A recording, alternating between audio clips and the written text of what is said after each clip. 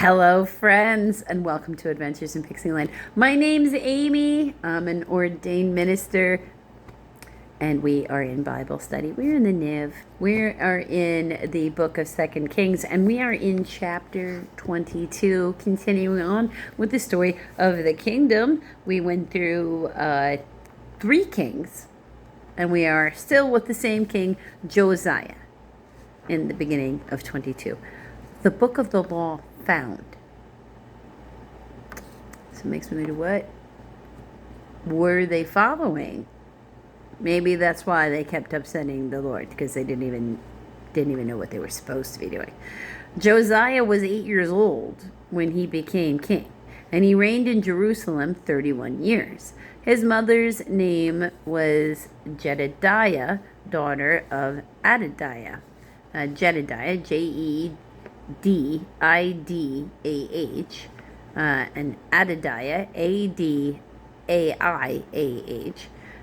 She was from Bozkath, Bozkath. He did what was right in the eyes of the Lord, and walked in the ways of his father David, not turning aside to the right or to the left. In the 18th year of his reign, King Josiah sent the secretary, Shaphan, Shaphan, son of Azaliah, Azaliah, the son of Meshullam, Meshullam, to the temple of the Lord. He said, "Go up to Hilkiah, Hilkiah, the high priest, and have him get ready the money that has been brought to the temple of the Lord, which the doorkeepers have collected from the people. Have them entrusted to the men appointed to supervise the work on the temple, and have these men pay the workers who repair the temple of the Lord, the carpenters, the builders, and the masons. Also have them purchase timber and dress stone to repair the temple. But they need not account for the money entrusted to them, because they are acting faithfully." Hilkiah, the high priest, said to Shaphan, the secretary, "I have found the book of the law in the temple of the Lord." He gave it to Shaphan, who read it. Then Shaphan, the secretary, went to the king and reported to him, "Your officials have paid out the money that was in the temple of the Lord, and have entrusted it to the workers and the supervisors at the temple." Then Shaphan, the secretary, informed the king, "Hilkiah, the priest, has given me a book." And Shaphan read from it in the presence of the king. When the king heard the words of the book of the law, he tore his robes.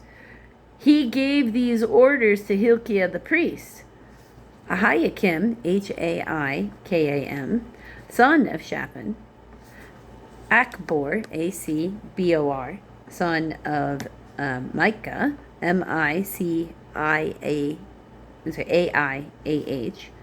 Shaphan the secretary, and Azahiah, Aiah, the king's attendant. "Go and inquire of the Lord for me and for the people and for all of Judah about what is written in this book that has been found. Great is the Lord's anger that burns against us, because our fathers have not obeyed the words of this book. They have not acted in accordance with all that is written there concerning us."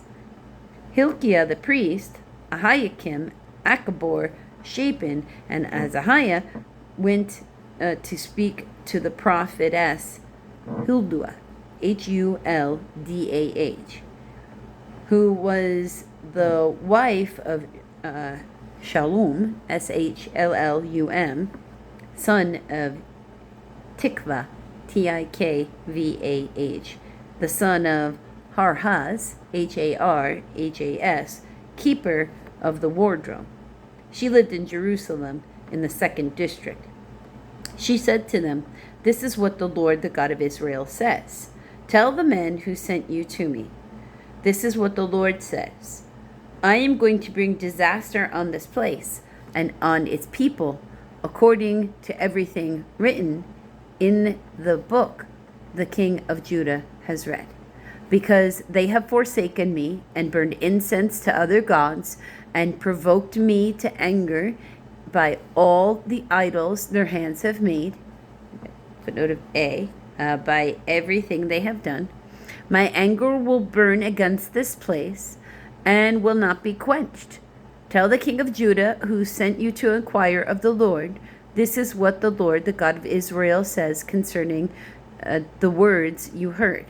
Because your heart was responsive and you humbled yourself before the Lord, when you heard that I have spoken against this place and its people, they would become accursed and laid waste.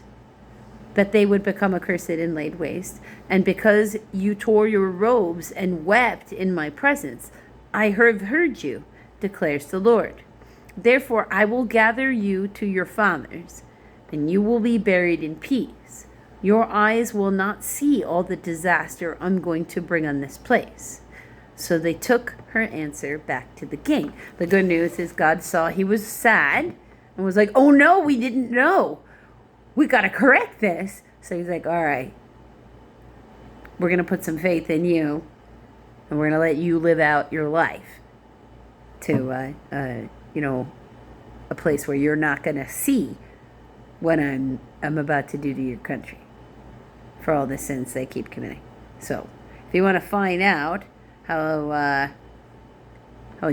Josiah responds to his life being spared in this way, you're going to have to come back for the next video, friends.